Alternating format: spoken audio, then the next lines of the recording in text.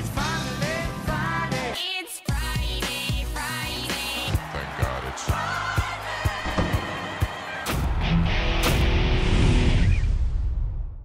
Welcome back to the Friday Show, presented by the Pennsylvania Horse Breeders Association. I'm Scott Jagow, along with Ray Paulick. We're so glad you could join us.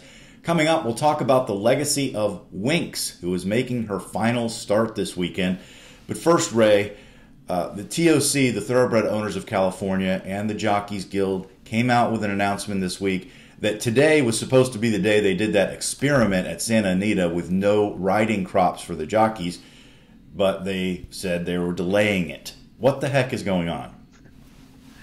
I don't really know the backstory to why they decided. Maybe some owners started questioning whether or not they wanted to run their horses under these conditions. But the California Horse Racing Board in March voted to support the Stronach Group's position on use of the riding crop, which is only using it for safety purposes. That means after a 45-day period for public comment, the board will once again, I think, address the issue and decide going forward whether or not that is how the riding crop or the whip will be used in racing, for safety purposes only.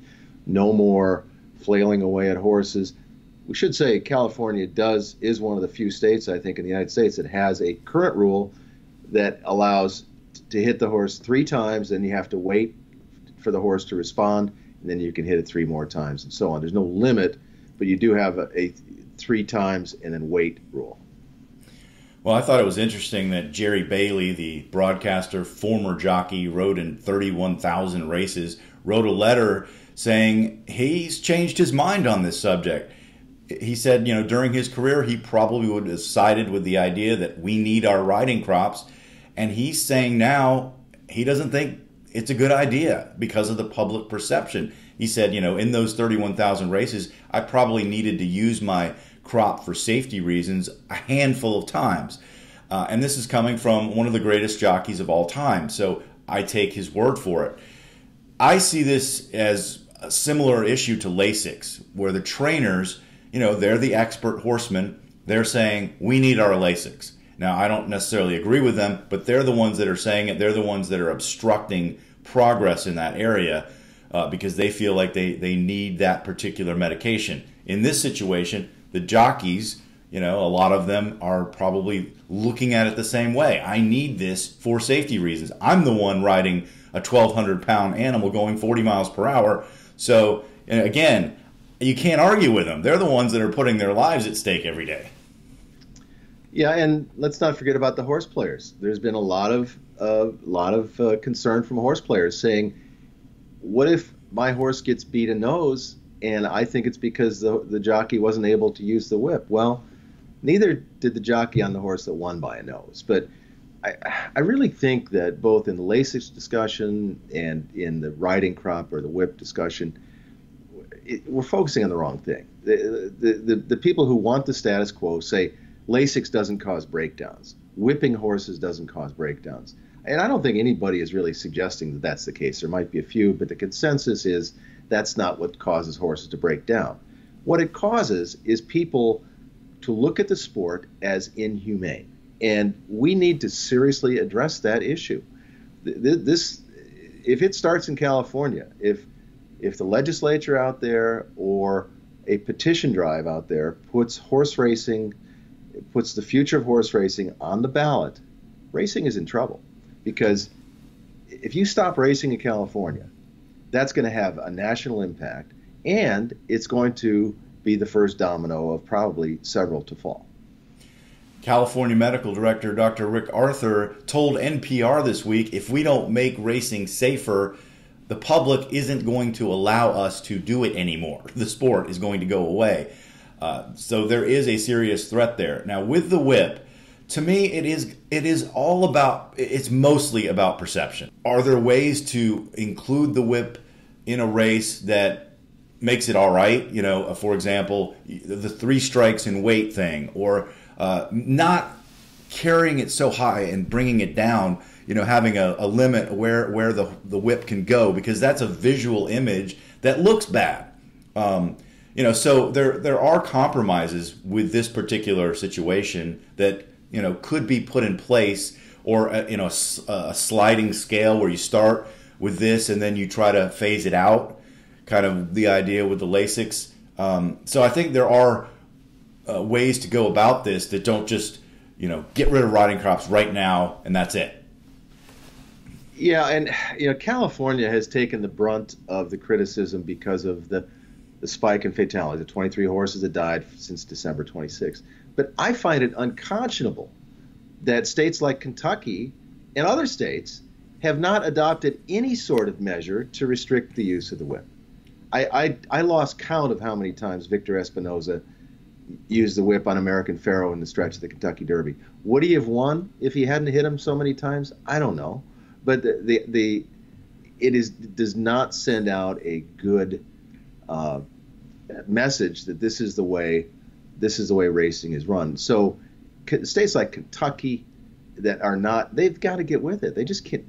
This cannot be allowed to go on the way it is. There's got to be some sort of restrictions on the use of this crop. Mark Cassey, I thought, had a good point in a commentary he wrote for the TDN, which is let them carry the riding crop, but they can't put it above their waist. So you can use it for encouragement, but you can't, like you said, raise it over your head and flail away at a horse. And the worst thing to me is when a horse is given all he has, and he's on the lead, and he starts to get passed by one horse, then two, then three, and then the jockey is still flailing away at him. To me, that is the worst kind of thing to see in a race.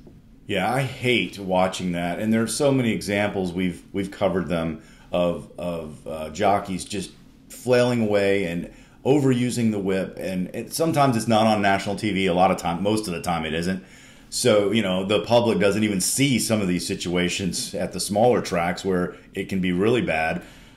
So yeah, I mean, something needs to be done in this regard. Again, this does not equate to the breakdowns. It doesn't. The whip doesn't have anything to do with the breakdowns.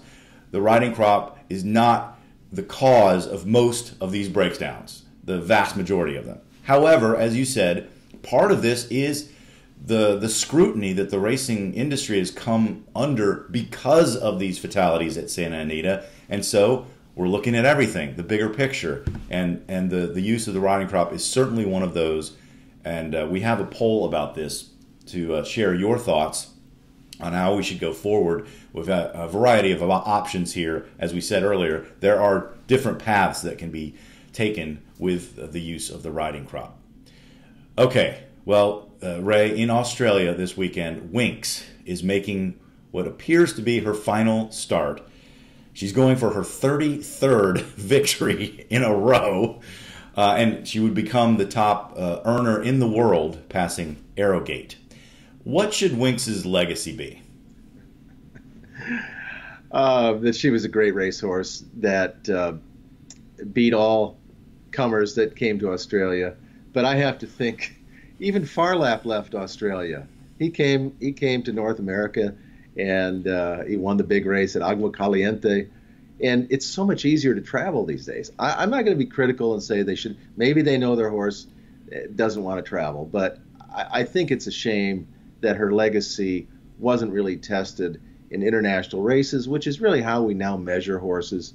There's so many great international meetings, whether it's Dubai, Hong Kong, Ascot, Japan, Breeders' Cup, and she's a great racehorse, but she never left her home country.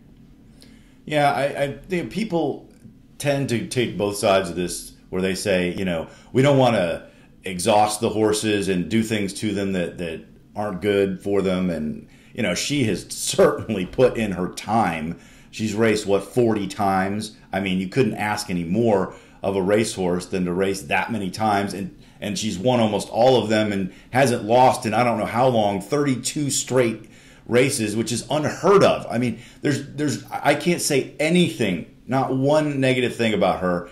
I mean, watching her run is a pure joy.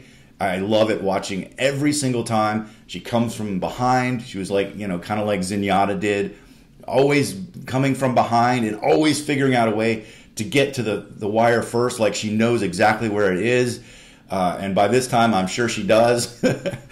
I mean, she's just, I can't say anything bad. But I do understand that argument that, I would love to have seen her go to Royal Ascot and beat those horses there, and then put an end to all this debate. But it doesn't look like that's going to happen. They'll still make a movie about her. Oh, they definitely should. All right, that's going to do it for this edition of the Friday Show, presented by the Pennsylvania Horse Breeders Association. We'll talk to you next time.